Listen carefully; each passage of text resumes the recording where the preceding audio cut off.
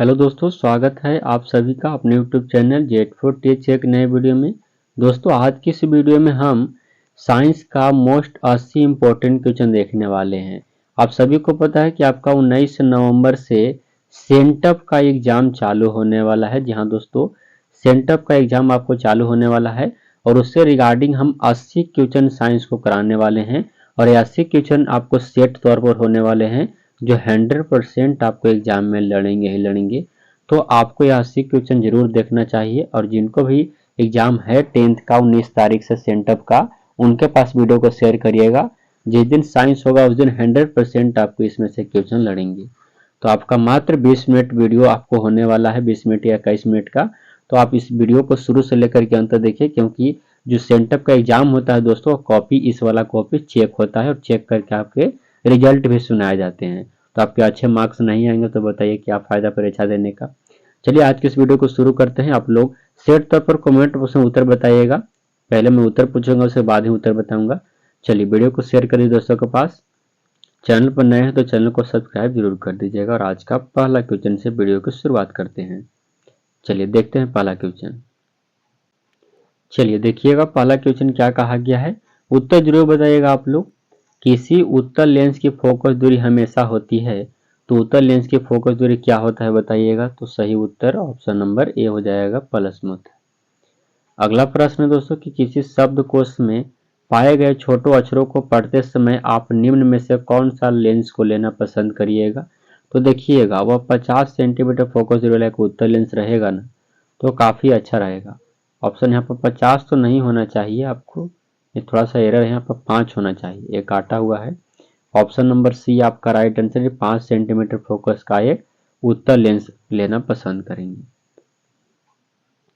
अगला देखिएगा, अगला प्रश्न है मोटर गाड़ी के चालक के सामने सामान्यतः लगा रहता है। तो मोटर गाड़ी के चालक के सामने जो लगा रहता है वो क्या रहता है। सही उत्तर आपके राइट आंसर हो जाएगा उत्तल दर्पण, जिसको साइड मिरर के रूप में भी कहते हैं। अगला नंबर क्वेश्चन देखिएगा, एक व्यक्ति समतल दर्पण की ओर 4 मीटर प्रति सेकंड की चाल से आ रहा है।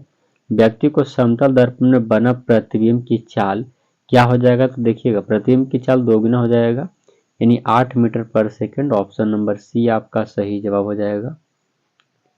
अगला नंबर क्वेश्चन देखिएगा, नेत्र लेंस की फोकस दूरी बढ़ जाने से आंख में उत्पन्न दोष क्या होता है।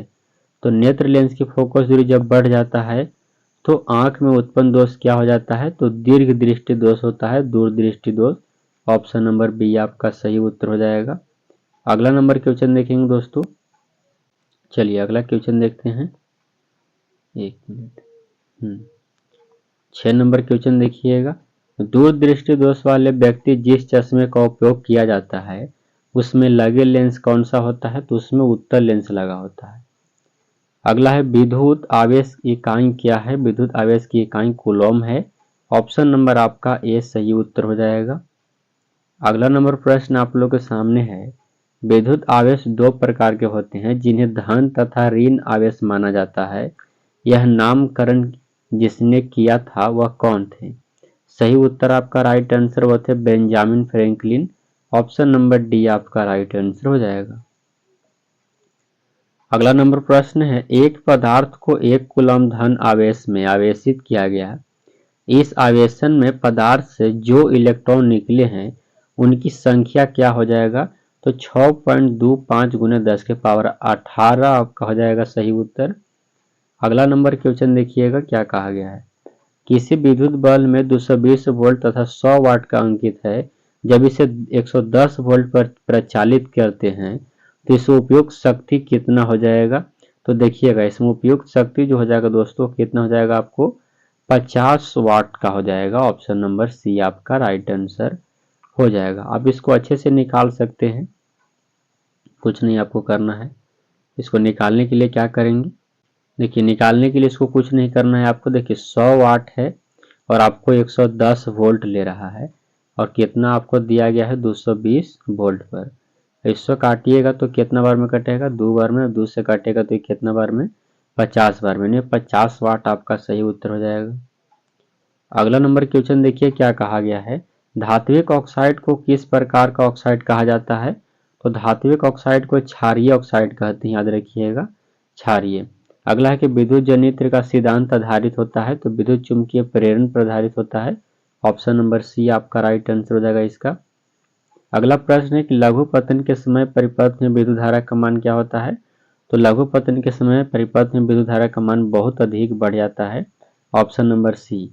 अगला प्रश्न है कि प्रतिक्रिया PbO प्लस C इससे बनता है Pb प्लस CO, तो यह कौन सी अभिक्रिया है, तो यहाँ पर C एक अकारक है, अभिक्रिया नहीं पूछा गया है, C एक अकारक है। अगला प्रश्न देखिएगा दोस्तों, निम्न धातुओं में से कौन NaOH विलयन से हाइड्रोजन गैस देता है। सही जवाब आपका हो जाएगा राइट आंसर एल्यूमिनियम देगा। ऑप्शन नंबर सी आपका राइट आंसर हो जाएगा। अगला नंबर प्रश्न देखिए क्या कहा गया, यदि विलयन का pH 13 है तो इसका अर्थ क्या होगा, तो विलयन का pH 13 है तो इसका अर्थ हो जाएगा प्रबल भास्मी। ऑप्शन नंबर डी आपका राइट आंसर हो जाएगा। अगला नंबर क्वेश्चन देखिए क्या कहा गया, साधारण ताप पर फास्फोरस का अणुसूत्र क्या होता है, तो साधारण ताप पर फास्फोरस का अणुसूत्र P4 होता है दोस्त, याद रखिएगा। अगला प्रश्न है कि पीतल में रहता है, तो पीतल में क्या रहता है, तांबा और जस्ता रहता है। Option B. 19 नंबर क्वेश्चन है क्या धातुओं की प्रकृति होती है, तो धातुओं की प्रकृति विद्युत धनात्मक होती है। Option number A. अगला प्रश्न है कि चुंबकीय अशुद्धि को किस प्रकार दूर किया जाता है, तो चुंबकीय विधि से दूर कर सकते हैं। ऑप्शन नंबर डी आपका राइट आंसर। अगला नंबर क्वेश्चन देखिएगा क्या कहा गया है, कार्बन यौगिक का आवश्यक तत्व है, कार्बन यौगिक का आवश्यक तत्व क्या है, सी है। Option number A. अगला प्रश्न है कि अक्रिय तत्व कौन है, अक्रिय तत्व कौन है, सही जवाब हीलियम है दोस्तों। ऑप्शन नंबर बी आपका राइट आंसर हो जाएगा। अगला नंबर प्रश्न है एल्कीन श्रेणी के यौगिक का सामान्य सूत्र क्या होता है, तो CnH2n होता है। Option number A. अपमार्जक बनाने में उपयोग होता है, तो अपमार्जक बनाने में अल्कोहल का प्रयोग किया जाता है। Option number C. अगला नंबर प्रश्न है दोस्तों, आवर्त सारणी के 7 के एक तत्व को क्या कहते हैं, 7 के एक के तत्व को हाइड्रोजन तत्व कहा गया है। ऑप्शन नंबर आपका ए राइट आंसर हो जाएगा। अगला देखिएगा, अगला प्रश्न की ओर बढ़ते हैं। 26 नंबर क्वेश्चन आप लोग के सामने है कि आवर्त सारणी में बाएं से दाएं जाने पर प्रकृति योग के बारे में कौन सा कथन सत्य है, तो बाएं से दाएं जाइएगा तो परमाणु आसानी से इलेक्ट्रॉन का त्याग करता है। Option number C. अगला है क्या प्रकाश संश्लेषण की क्रिया में उत्पन्न होता है, तो कार्बोज होता है, याद रखिएगा कार्बोज।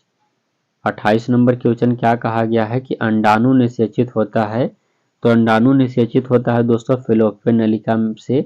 ऑप्शन नंबर सी आपका राइट आंसर है, वही निषेचित होता है फिलोपियन नलिका में। अगला नंबर प्रश्न क्या कहा गया है, श्वसन की क्रिया होती है, तो श्वसन की क्रिया माइटोकॉन्ड्रिया में होता है। ऑप्शन नंबर डी आपका बी आपका राइट आंसर हो जाएगा बी। अगला क्वेश्चन देखिएगा दोस्त क्या कहा गया है, एक स्वच्छ मनुष्य में प्रकुंचन एवं अनुशीतलन दाब क्या होता है, तो 120/80 mm होता है। पत्तियों का मुरझाना किस पादप हार्मोन के कारण संभव है, तो पत्तियों का मुरझाना एब्सिसिक अम्ल के कारण होता है। Option number C. अगला नंबर प्रश्न देखिए क्या कहा गया है। अगला क्वेश्चन है दोस्तों, कौन सा पादप नियंत्रक फल बेचने वालों द्वारा उपयोग किया जाता है, तो सही उत्तर इथाइलिन। ऑप्शन नंबर आपका सी राइट आंसर हो जाएगा दोस्त। अगला नंबर प्रश्न है कार्बन यौगिक में कार्बन की संयोजकता क्या होती है, तो कार्बन यौगिक में कार्बन की संयोजकता 4 होता है।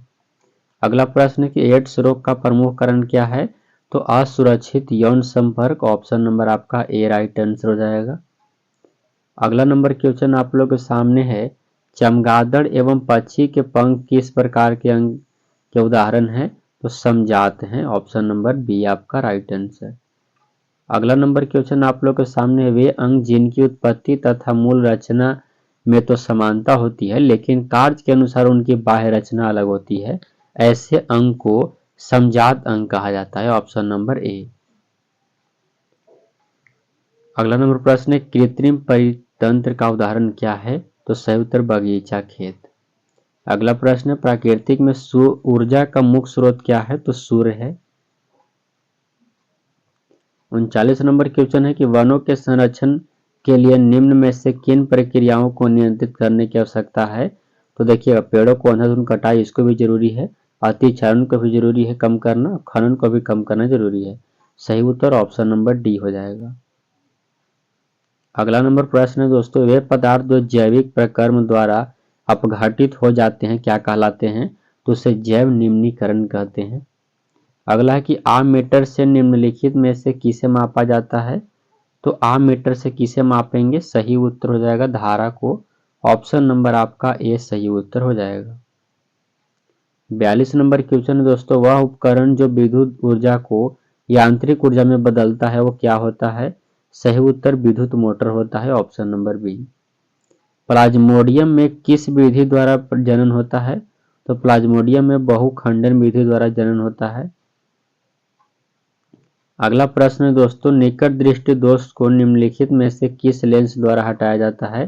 तो निकट को दूर कर सकते हैं अवतल से। ऑप्शन नंबर बी आपका सही उत्तर हो जाएगा। अगला नंबर क्वेश्चन क्या है दोस्तों, पौधों में जनन अंग कहाँ पाया जाता है। तो पौधों में जनन अंग पुष्प में पाया जाता है, फूल में। अगला प्रश्न है कि मेंडल ने अपने आनुवंशिकी प्रयोग हेतु किस पौधे का उपयोग किया था। सही उत्तर हो जाएगा मटर के पौधे। ऑप्शन नंबर सी आपका राइट आंसर हो जाएगा दोस्तों। अगला नंबर क्वेश्चन है, पारिस्थितिक तंत्र में ऊर्जा का प्रवाह किस दिशा में होता है। तो पारिस्थितिक तंत्र में ऊर्जा का प्रवाह जो होता है से एक दिशीय होता है। ऑप्शन नंबर आपका ए राइट आंसर हो जाएगा। अगला है कि ओजोन परत पाया जाता है। ओजोन परत वायुमंडल की ऊपरी सतह में पाया जाता है। अगला नंबर क्वेश्चन है, दाढ़ी बनाने में कौन सा दर्पण उपयुक्त होता है। तो दाढ़ी बनाने में समतल दर्पण उपयोग होते हैं। Option number A. प्रकाश के प्रवर्तन के कितने नियम है। तो प्रकाश के प्रवर्तन के 2 नियम हैं। ऑप्शन नंबर बी आपका सही उत्तर हो जाएगा। अगला क्वेश्चन है, निर्वात में प्रकाश की चाल क्या होता है। तो 3 × 10⁸ मीटर पर सेकेंड होता है। ऑप्शन नंबर ए आपका सही उत्तर हो जाएगा। अगला प्रश्न की बात कर लेते हैं। अगला क्वेश्चन देखिएगा। अगला प्रश्न है, किस दर्पण में बड़ा प्रतिबिंब बनता है। तो सही उत्तर अवतल दर्पण में। अगला नंबर प्रश्न है, दंत विशेषज्ञ किस दर्पण द्वारा मरीजों के दांतों का बड़ा प्रतिबिंब देखने के लिए करता है। तो अवतल दर्पण का उपयोग करते हैं। अगला नंबर क्वेश्चन है कि किस दर्पण में केवल आभासी या काल्पनिक प्रतिबिंब बनता है। तो समतल अथवा उत्तल में। अगला प्रश्न है, मोटर चालक के सामने यानी साइड मिरर लगा होता है उसे क्या कहते हैं साइड मिरर के रूप में। तो उत्तल दर्पण रहता है। अगला नंबर क्वेश्चन है दोस्तों देखिएगा, गोलीय दर्पण के प्रवर्तन पृष्ठ की वृत्ताकार सीमा रेखा का व्यास क्या कहलाता है। तो गोलीय दर्पण का द्वारक कहलाता है। प्रकाश तरंग उदाहरण है तो विद्युत चुंबकीय तरंग का उदाहरण है। Option number B. अगला नंबर क्वेश्चन आप लोग के सामने, गोलीय दर्पण में फोकसांतर एवं वक्रता त्रिज्या के बीच संबंध क्या है। तो एफ बराबर या r/2 या r बराबर f/2, यानी r बराबर 2f होना चाहिए या r बराबर 2f होना चाहिए। बट यहाँ पर लिखा है r बराबर का चाहिए f/2। नहीं, ये नहीं हो सकता। r बराबर 2f होता है, 2f होना चाहिए। यहाँ पे कोई है का r बराबर 2f या f बराबर r/2 ऐसा कहीं है। तो ये रहा ऑप्शन नंबर सी आपका सही उत्तर हो जाएगा। ये जो आपको दिया हुआ है ये गलत है, इसको थोड़ा सा इरेज कर लीजिएगा। ये नहीं बल्कि क्या हो जाएगा, ऑप्शन नंबर आपका सी सही उत्तर हो जाएगा। अगला, समतल दर्पण में प्रतिबिंब की प्रकृति क्या होती है। तो समतल दर्पण में प्रतिबिंब की प्रकृति आभासी और बराबर होता है। अगला कि सोलर कुकर में किस दर्पण का व्यवहार किया जाता है। सोलर कुकर में लगा होता है अवतल दर्पण। Option number B. Search light का प्रवर्तक सतह होता है। तो सर्च लाइट का प्रवर्तक सतह होता है ऑप्शन नंबर बी अवतल। 62 नंबर क्वेश्चन देखिएगा, यदि किसी बीम का प्रतिबिंब का आवर्धन ऋणात्मक हो तो उस बीम का प्रकृति क्या होगा। तो बीम का प्रकृति वास्तविक और उल्टा हो जाएगा। Option number A. अगला नंबर प्रश्न देखते हैं दोस्तों क्या कहा गया है, ध्यान से देखिएगा। किसी दर्पण के सामने आप चाहे जितनी दूरी पर खड़े हो आपका प्रतिबिंब सीधा ही बनेगा। संभवतः वह दर्पण क्या हो सकता है।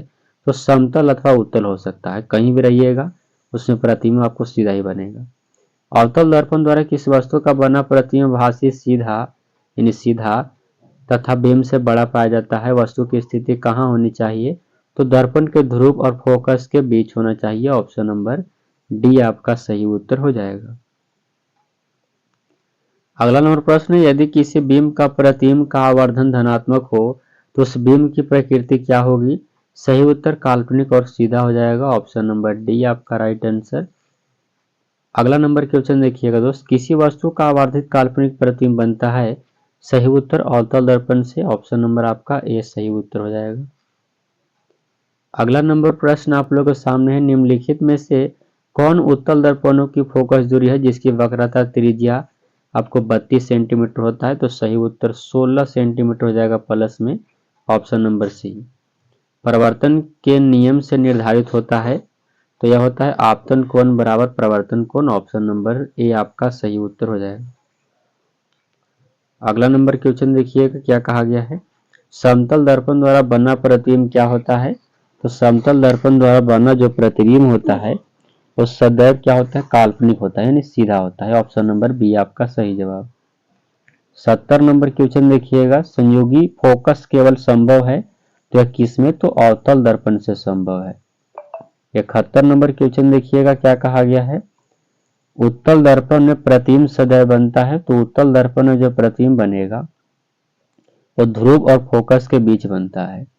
72 नंबर क्वेश्चन की बात करें तो किसी दर्पण का मध्य बिंदु क्या कहलाता है?